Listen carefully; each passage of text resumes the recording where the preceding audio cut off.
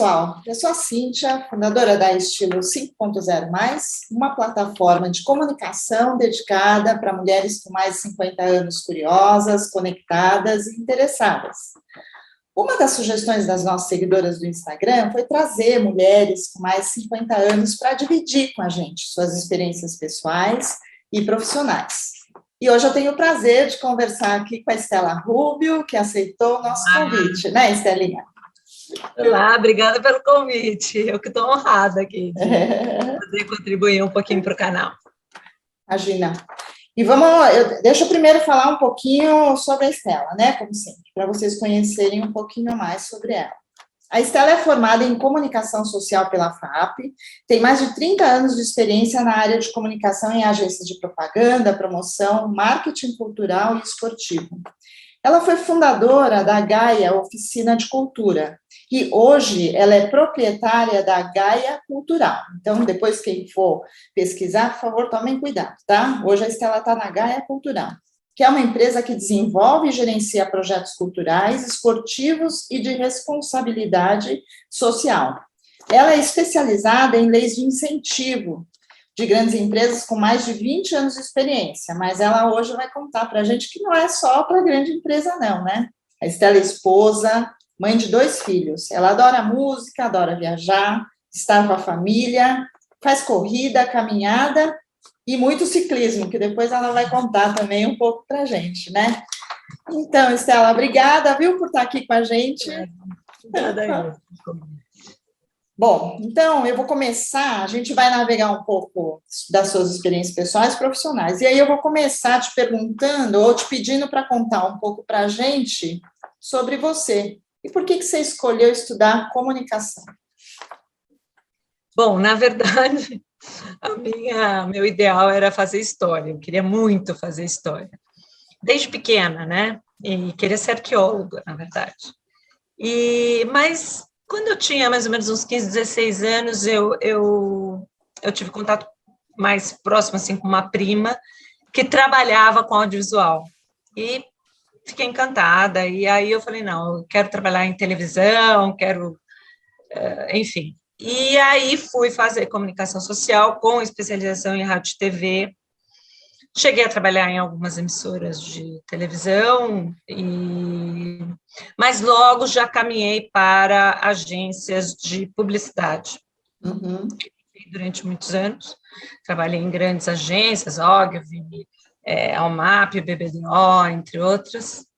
E quando eu tive a minha primeira gravidez, eu já achei difícil conciliar a carreira de publicitária com a carreira de mãe e tudo mais, porque, ainda mais naquela época, já faz aí algumas décadas, sem internet nem nada, a dedicação hoje continua muito grande, mas naquele momento não tinha sábado, não tinha domingo, não tinha noite, era bem complicado, porque as coisas eram todas aprovadas manualmente, e então era uma dedicação mesmo muito grande.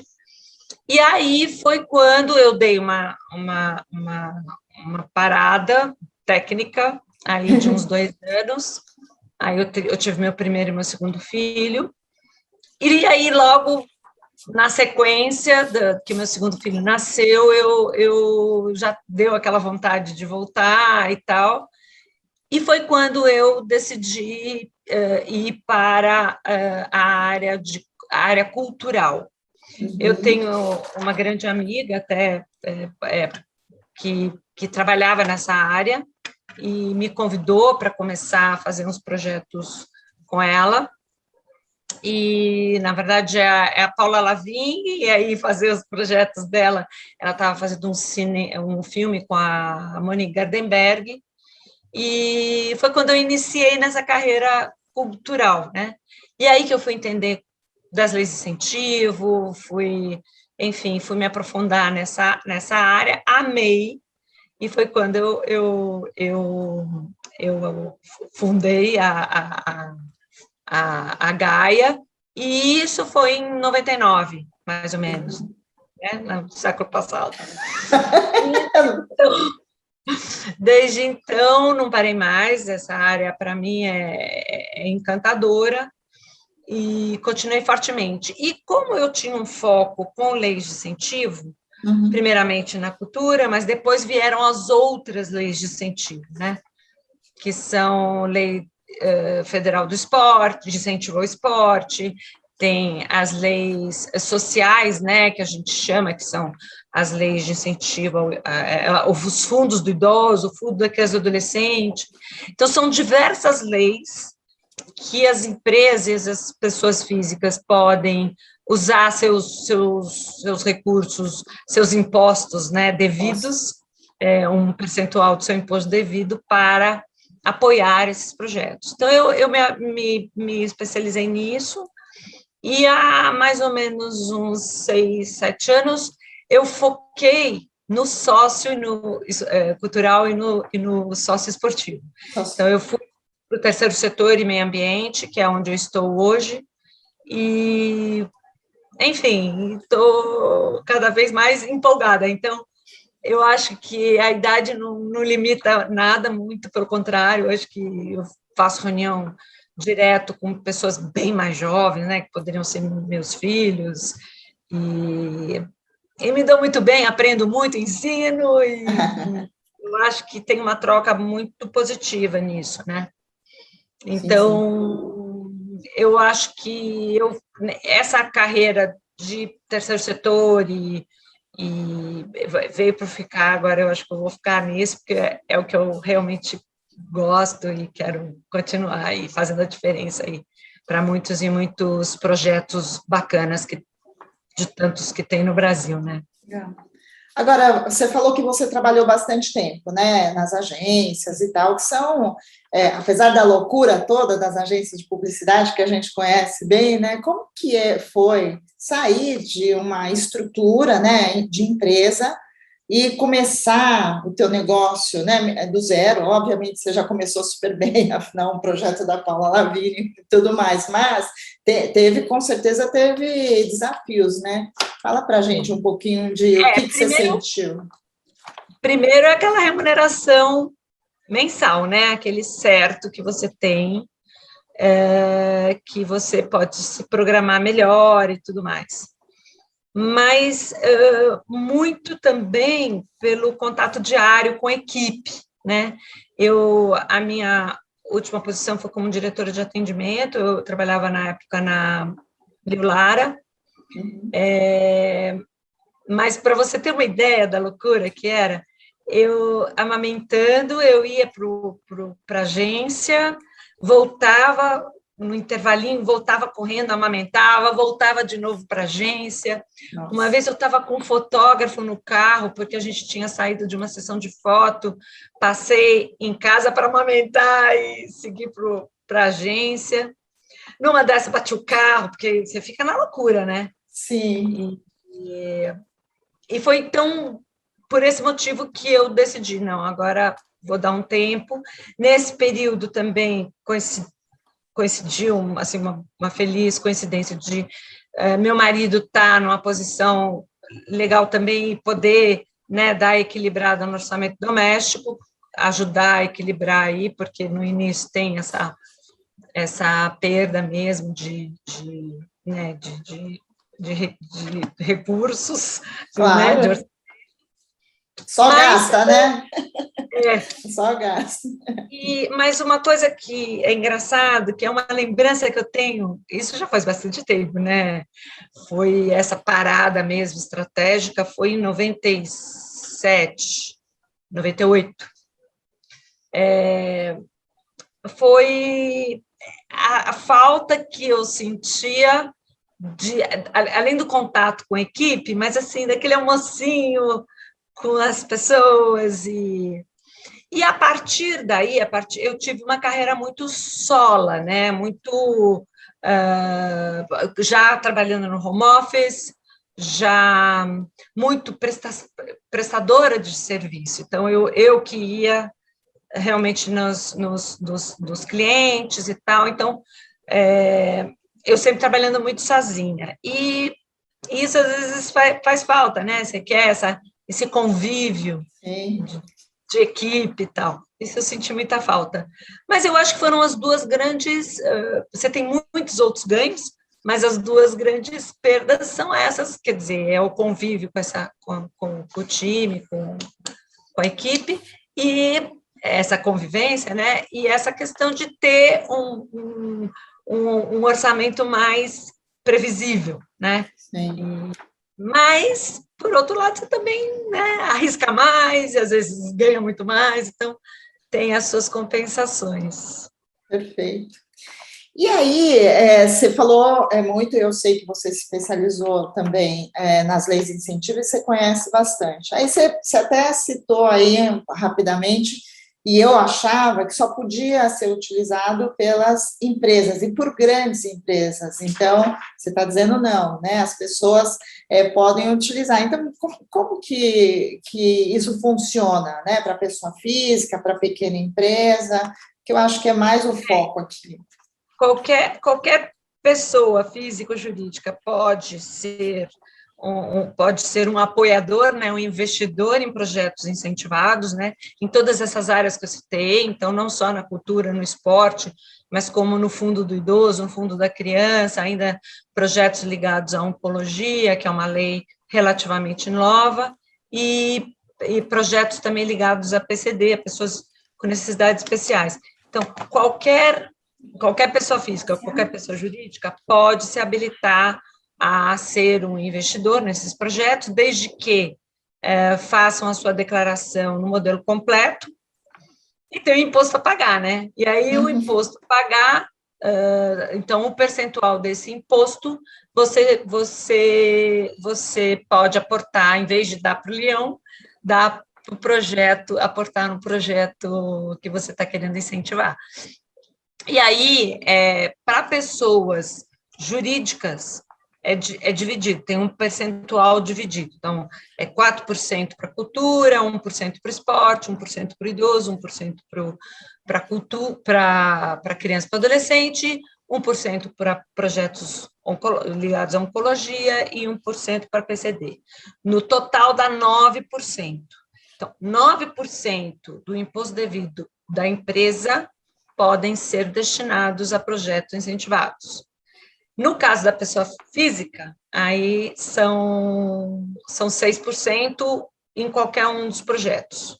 Você pode pegar 6% do seu imposto devido e colocar num projeto para idoso, ou para criança e adolescente, ou para cultura, enfim.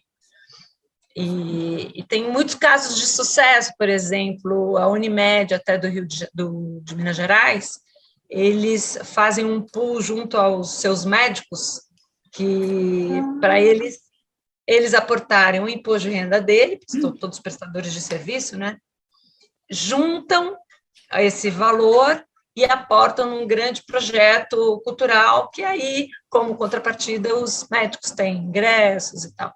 Então, tem esses modelos de negócio, acho que a Caixa Econômica também faz isso com os funcionários dela, os funcionários podem aportar o seu imposto devido em um projeto cultural que a Caixa também aporta, e eles aí têm um benefício, enfim. E aí você está fomentando a cultura, você está realmente fazendo a diferença aí em diversos projetos culturais, esportivos, e aí o que for que você quiser, tiver mais aderência, tiver, enfim, se identificar, né? Agora, esses projetos, você falou que, obviamente, tem que estar aprovado, né, o projeto. E como é que as pessoas podem... tem algum site, algum lugar em que as pessoas podem pesquisar para ver que tipos de projetos existem e que elas poderiam incentivar, eventualmente? Então, você tem que se habilitar, você como um proponente, né? E os proponentes, eles podem ser tanto pessoas físicas quanto pessoas jurídicas. Mas, no caso de pessoa física, ela tem que ter um currículo que comprove que ela atua na área cultural, ou que ela atua na área, enfim, ela tem que ter um currículo que justifique que ela está fazendo um projeto cultural. No caso de empresas que se vão inscrever seus projetos, eles se habilitam e fazem junto à Secretaria Especial de Cultura, que hoje deixou de ser ministério, hoje ela é uma secretaria especial ligada ao Ministério do Turismo. Ela inscreve o projeto no site da Cultura, tem o passo a passo. Não é simples, né? Não é difícil, mas é trabalhoso, né? Porque você tem que fazer uma planilha muito bem feita, você tem que justificar cada item. Então, sei lá, se você vai fazer uma peça de teatro, você tem que ter anuência, cartas de anuência do corpo técnico, dos artistas, do teatro que você vai fazer, né, que você vai apresentar a sua peça, ou se você vai fazer algum evento num parque, você tem que ter a carta de anuência daquele parque, tem que ter a carta da subprefeitura da região autorizando. Então, você tem que ter uma série de documentação para poder entrar com um pedido e ter o seu projeto aprovado. Ele é bem detalhado, e assim, normalmente tem um comitê, né, um conselho chamado CNIC, que é o Conselho Nacional de Incentivo à Cultura, que faz a análise daquele projeto, vê a relevância e tudo mais, e aprova, né? Ou não, né? Ou não. Analisa aqui. Mas o projeto, ele é muito, normalmente, né, ele é muito técnico, e a análise é muito técnica, né?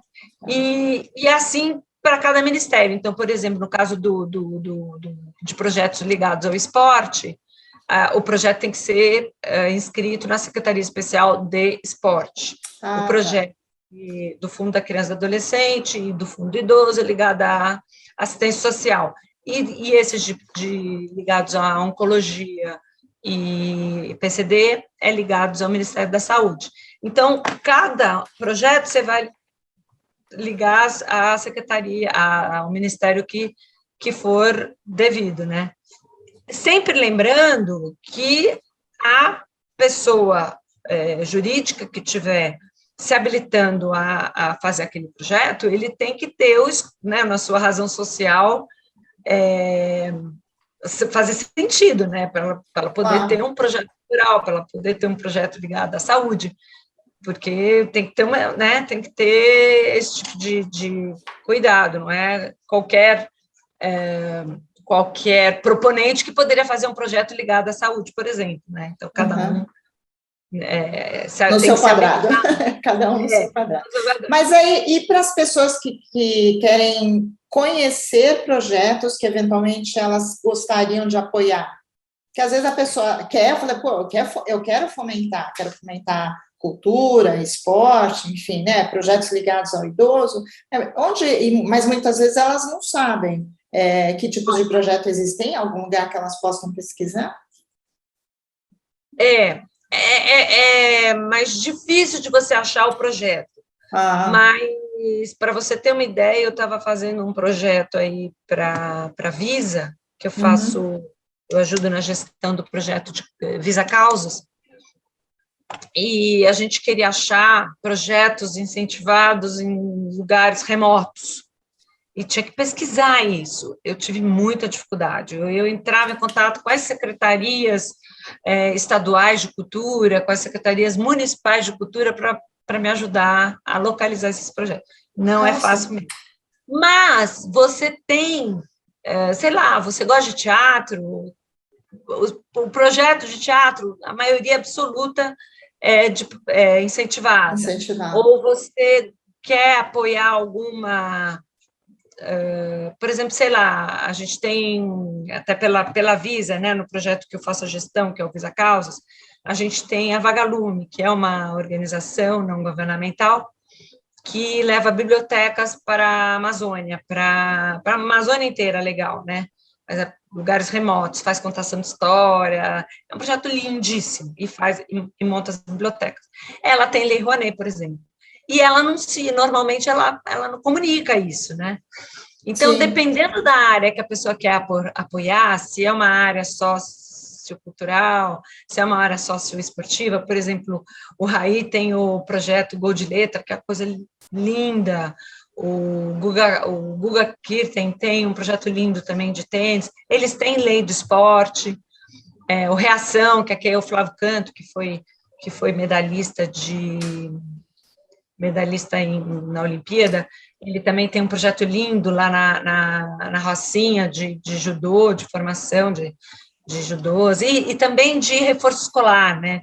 Os projetos também são bem completos, não são só esportivo, eles também fazem o reforço escolar. Então, se alguém... E hoje tem diversos sites.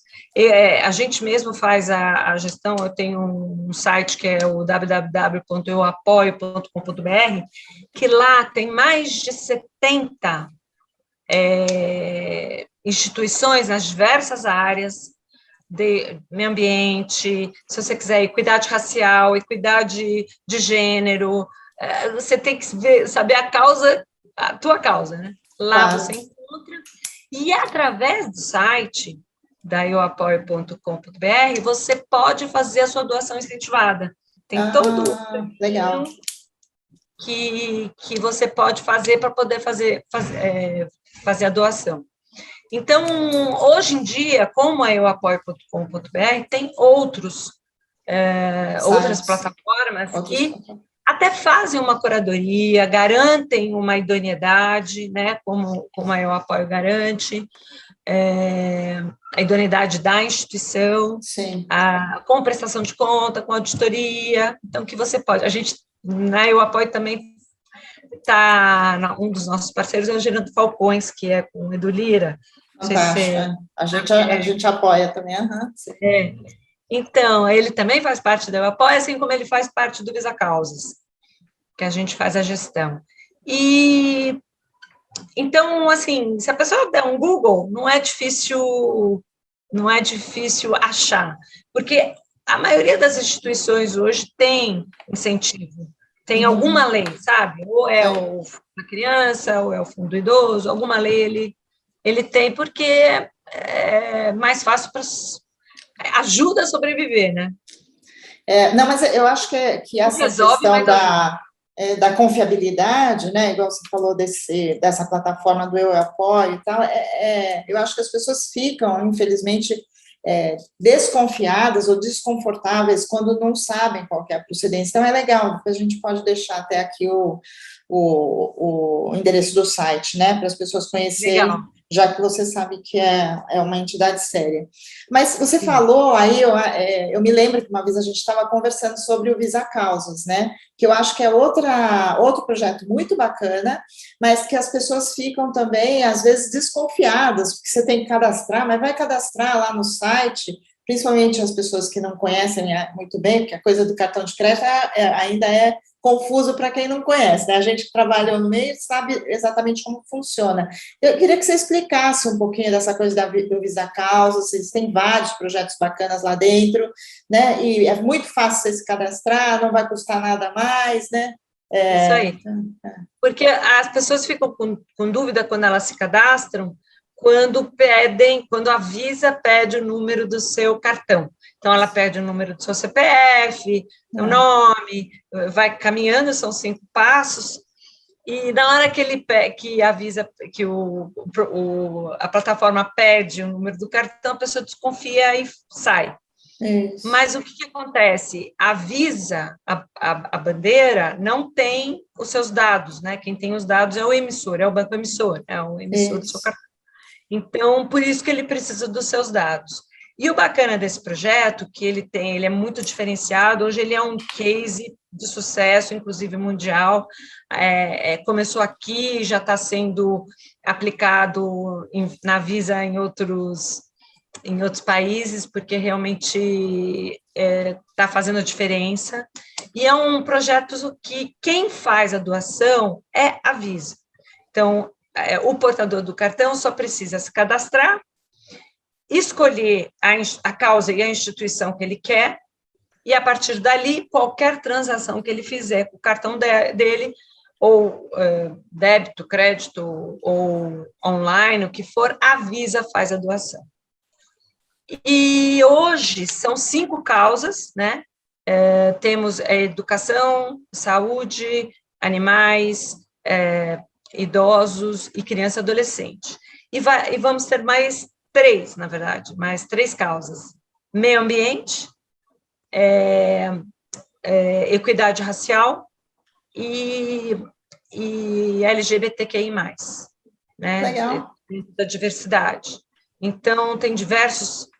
A gente está agora no momento de exatamente fazer essa curadoria, né?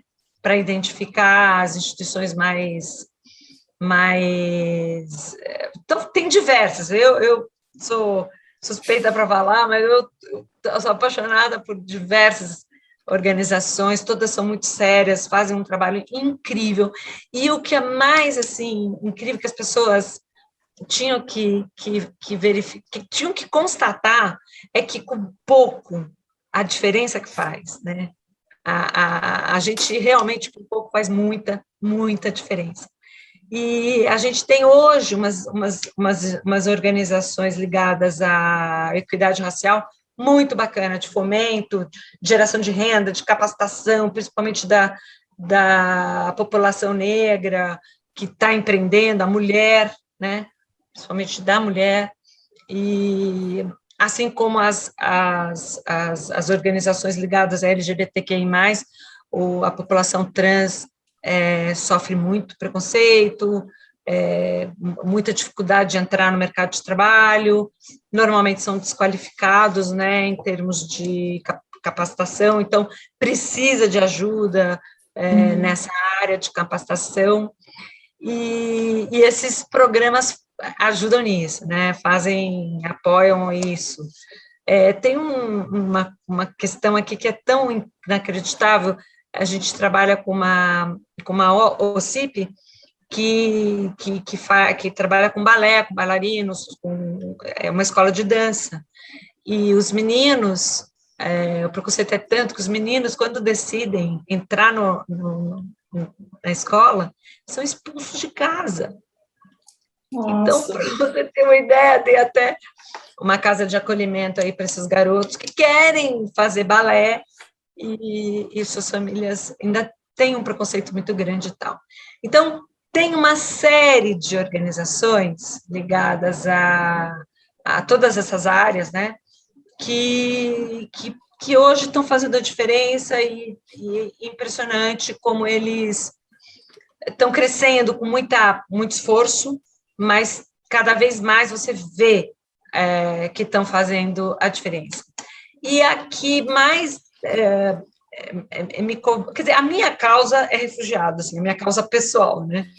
Que em outras vidas eu devo ter sido refugiada. Mas uma causa que me comove demais é idoso, né?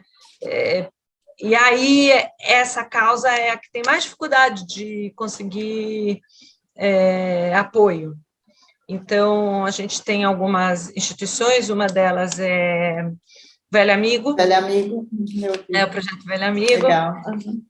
Que, inclusive, é uma ONG muito interessante, porque ela apoia outras organizações, né? Então, ela dá ali, capacitando e tal. E tem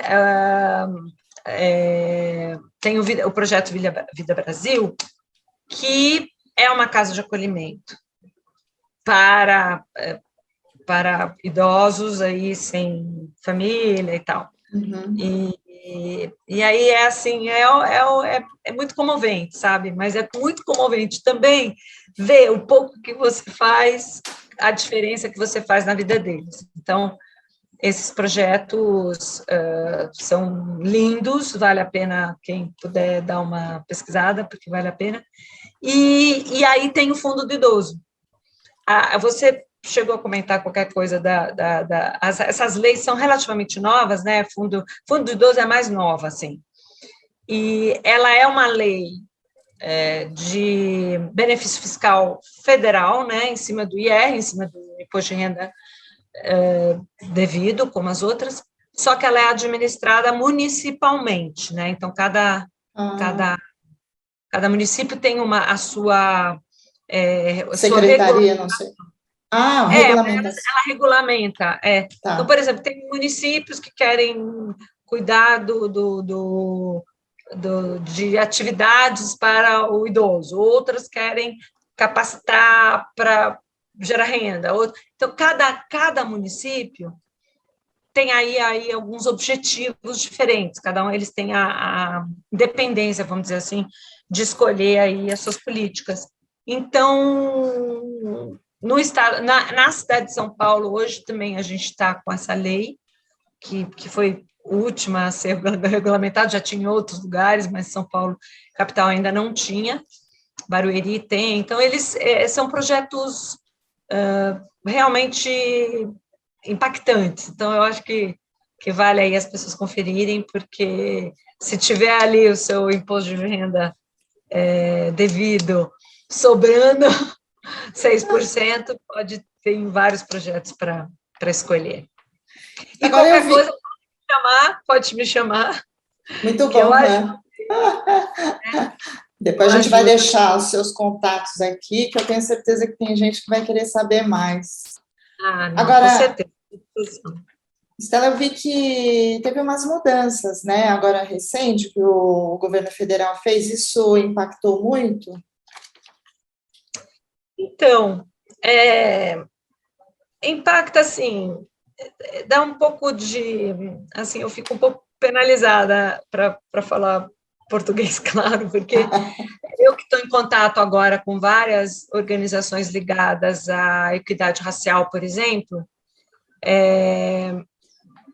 por esse novo modelo, por essa nova gestão, eles acham que projetos ligados à pessoa negra é ideologia, e não tem nada a ver com ideologia, né?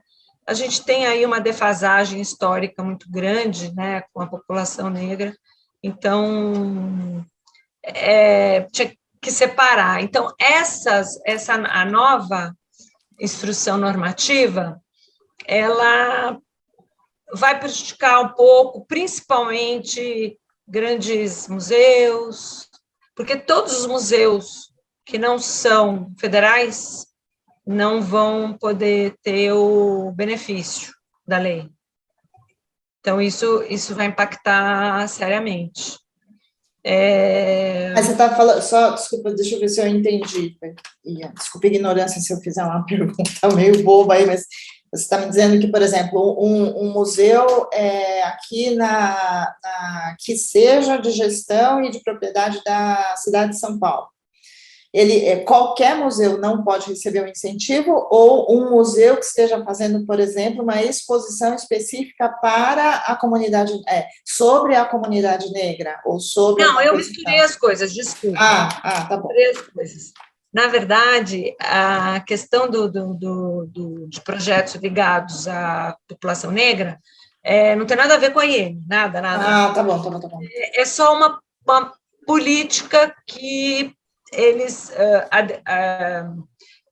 acabaram aderindo nessa gestão de achar que projetos ligados à população indígena ou à população negra são projetos de ideologia, e não são projetos para gerar renda, para capacitar, para, enfim, ou culturais, né? Culturais, sim, claro.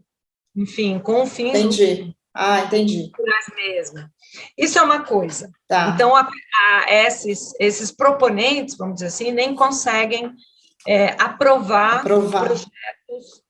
Então, está lá no final da fila e não tem conseguido. Entendi. Isso é uma coisa. A outra coisa é a nova instrução normativa. Das regras atuais que foram aprovadas agora nessa última instrução, a que impacta mais, a meu ver, essas questões dos grandes museus. Então, museus que não sejam federais, eles não vão poder ter o benefício, projeto incentivado, ou ter um valor muito reduzido. Porque para você manter um corpo de um balé, por exemplo, o corpo de um eu estou misturando um pouco, né, o museu com o centro cultural, mas todos esses foram muito impactados, porque o teto do valor diminuiu demais, né? Então, hoje, entendi. um projeto médio é de 500 mil, um projeto médio que não está em nenhuma das exceções, ele é aprovado em 500 mil. E aí, 500 mil, você não consegue fazer uma grande exposição, por exemplo. Entendi. Então, ela foi bem prejudicada. A ideia dessa mudança da IN foi para tentar difundir mais o dinheiro, né? Dividir mais o dinheiro. Então, diminuir os grandes orçamentos e deixar menores e fazer com que esses menores se pulverizem e vá para o Brasil inteiro.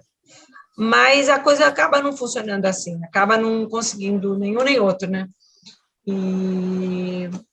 Mas eu espero que as coisas sejam ajustadas e que sejam corrigidas, porque muita informação ali da instrução normativa, ela estava mal redigida ou redigida de forma que dava, não deixava claro, deixava dúvida.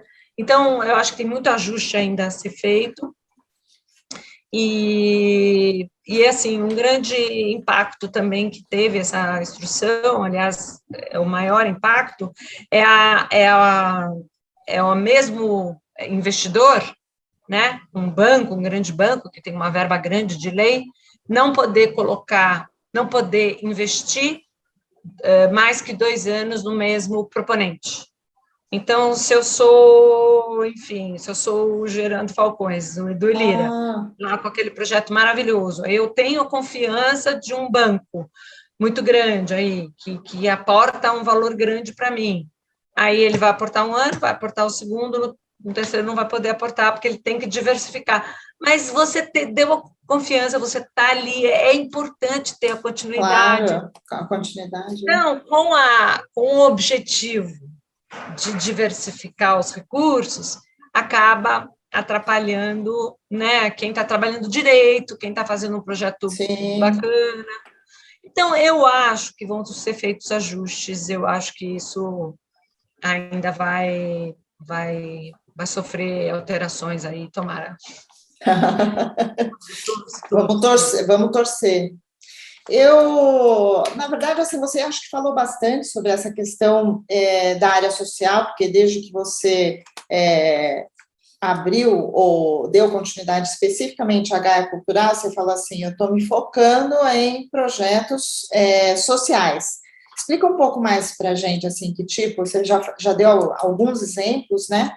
Mas me fala aí. Então, eu na verdade, o meu foco sempre foi captar recursos para projetos culturais. Esse foi o início de tudo, né? Captar patrocínios, formatar os projetos e sair em busca de patrocínio.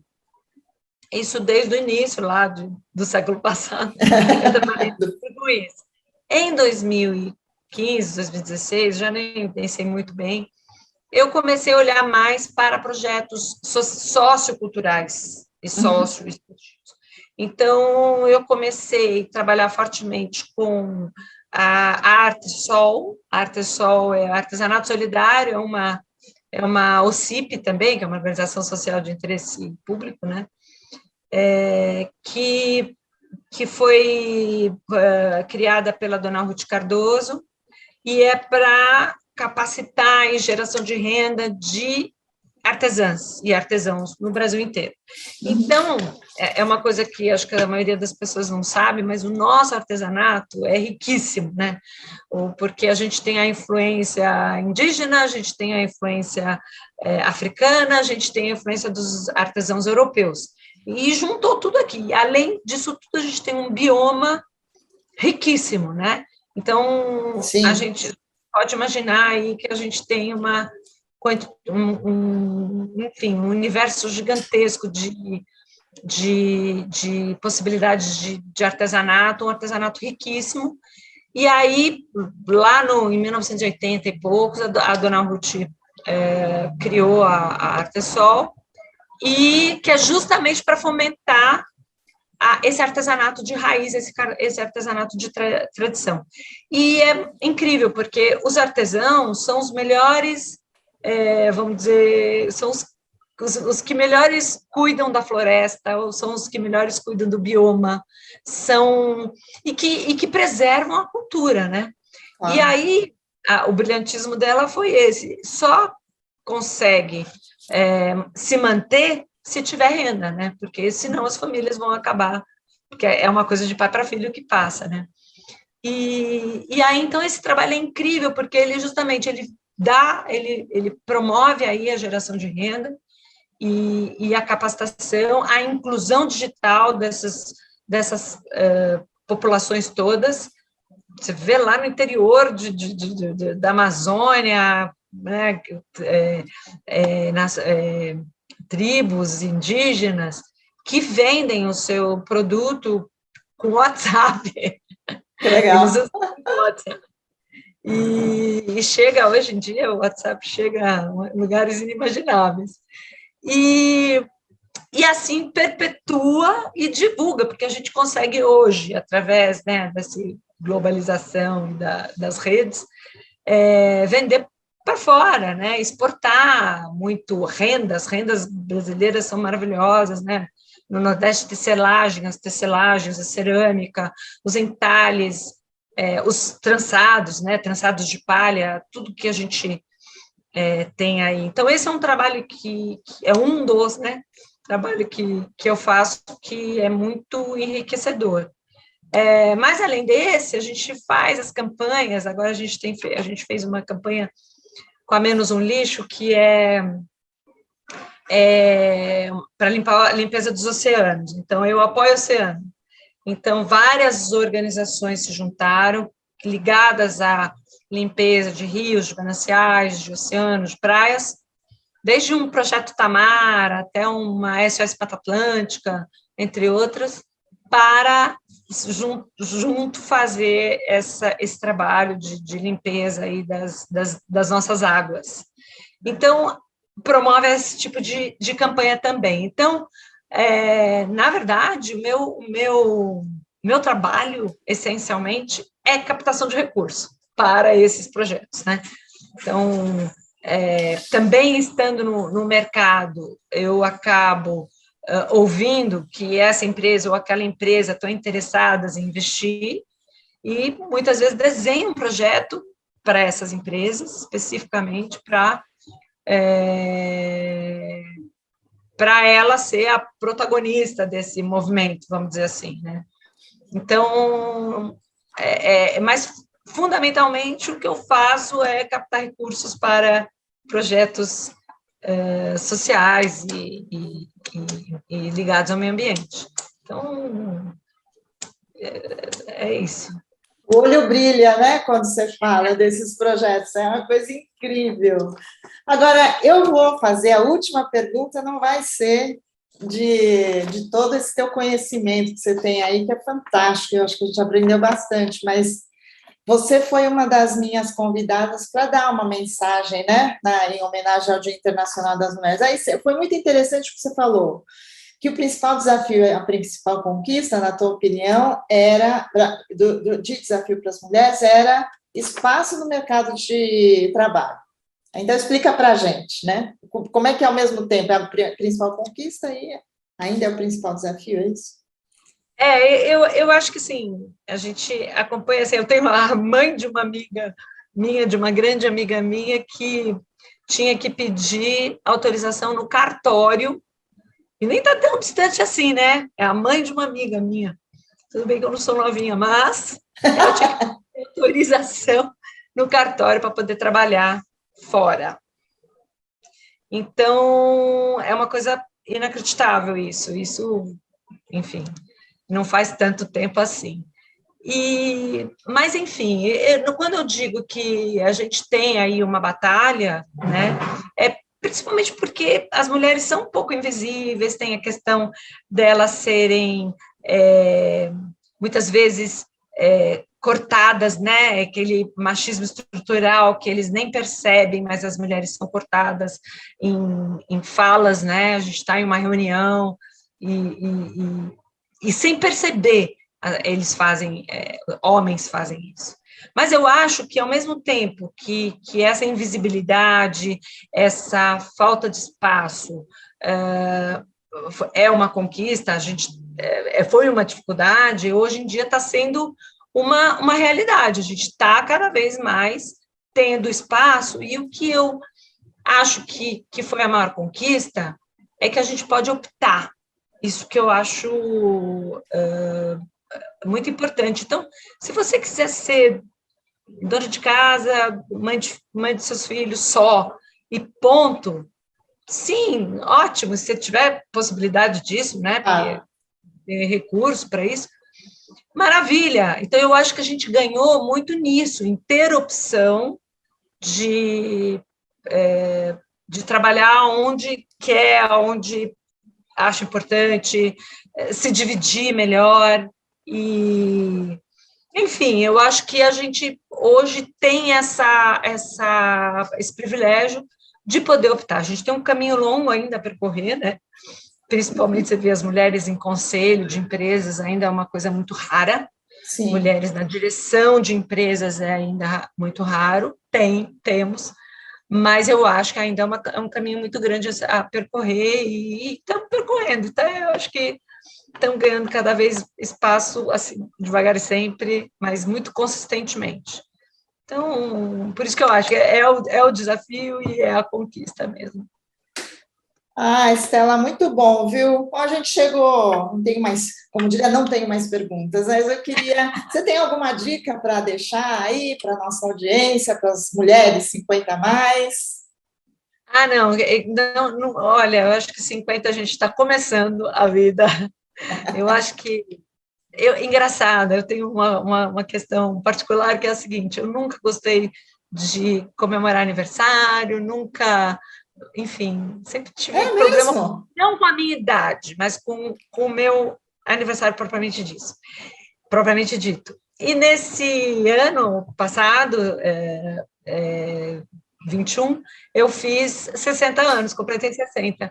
E estou tão feliz com meus 60, sabe? Para mim está começando, eu tenho milhões de desafios, então eu acho que a minha dica é essa: não continue se desafiando, com sonhos, e nunca é tarde, e correr atrás. Eu sou muito entusiasmada com relação a isso. Eu não acho que a idade seja um impeditivo para nada, nada. Comecei a correr, comecei a pedalar. A gente não falou disso. Foi com 50 e poucos, mas eu achava que eu não ia conseguir correr 1 quilômetro. Não faço maratona, mas faço corrida de 10 quilômetros, que tá bom, né? Uau! Para quem nunca fez nada, então eu acho que é sempre tempo de começar. Bicicleta também, eu nunca tinha pedalado realmente, né? Comprei uma bicicleta boa e pedalo meus 60 quilômetros. Então eu acho que... E tudo isso depois de 50. Nada antes. Então, eu acho que tudo é válido, e as mulheres têm que, assim, a gente tem que agradecer, porque a gente tem essa capacidade, sabe, de se reinventar e iniciar novos desafios aí a partir dos 50. Muito bem, adorei a mensagem, acredito piamente nisso mesmo. Todo momento é um momento de se reinventar, né, continuar curiosa mesmo para poder aprender coisas novas. Você falou uma coisa que tem a ver com essa coisa do aprendizado mútuo, né, a intergeracionalidade, então, né, você aprendendo com os seus clientes mais novos e eles aprendendo com você. Eu acho isso fantástico, tem que ser assim mesmo, viu? Muito legal, Cintia, adorei o papo. Eu também aprendi um monte, aliás, esses meus papos assim têm sido ótimos, porque o que eu tenho aprendido tem sido uma coisa maravilhosa. Então, super obrigada pelo teu tempo, por dividir teu conhecimento, adorei. Eu fico à disposição, e quem quiser saber mais sobre leis de incentivo, sobre instituições idôneas para poder ajudar, não só com recurso, mas com trabalho voluntário, ou até, sabe, muitas precisam de mentoria, pessoas especializadas em algumas áreas. Então, dá para dar uma palestra para a garotada, a gente tem vários projetos de jovem aprendiz, então, todo esse conhecimento dessas pessoas é super válido, mesmo que a pessoa não tenha um tempo enorme disponível, que seja uma palestra, sabe? Eu tenho vários lugares que ela poderia ir conversar com a turma, com a garotada, inspirar, assim como eu fui inspirada um dia, né? Todos nós fomos inspirados um dia, e essas pessoas podem, né, que tiver disponibilidade, desejo, pode inspirar tantas outras. Então, acho que podem me chamar que eu conversarei com o maior prazer. Maravilha, a gente vai deixar seus contatos aqui. Obrigada, viu? Um beijo grande. Obrigada eu, viu? Até a próxima aí. Até a próxima. Tchau, tchau. Esse bate-papo com a Estela foi muito interessante, né? A gente entender que, como pessoa física, muitos de nós pode ajudar a incentivar projetos em várias áreas, né? Não só para cultura, para esporte, mas também projetos relacionados ao idoso, a crianças e adolescentes, enfim, uma série de projetos interessantes que já existem. A gente vai deixar aqui os endereços das entidades que a Estela comentou, e eu espero que vocês tenham gostado e tenham aprendido tanto quanto eu. E para quem está acessando o canal agora e não se inscreveu, por favor, se inscrevam, deem um like e ativem o sininho para receber as notificações quando outros vídeos forem publicados. E também para sugerir conteúdos que vocês gostariam de ver nos canais da Estilo 5.0+. Um abraço!